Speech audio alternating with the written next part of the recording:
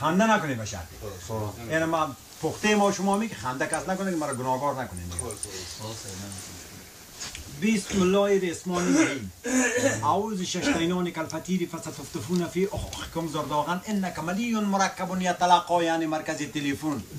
نفسی نفیسه اشتالنگ تکتیکه لعنت بین لکلکه چردم کس دولپستان پیوست ابرو را برای جوان ایرمیر لتکیر شخص کشات پیوست ابرو دادیم به طریق اجابت و لجاجت قبولش کردید. بگو کردم. اکنون که شما دامادید به 125 نفر دادید. صاحب یک دیگ و یک کوله جامید حتی یک جوجه مرغ را هم نگایدید.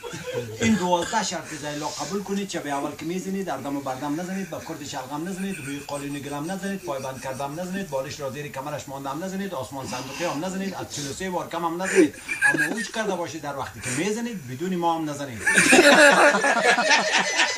چرا کار به سابقه نکردید؟ با محکمه رفتم و نکردید.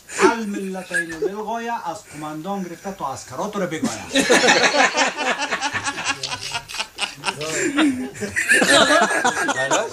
ایمان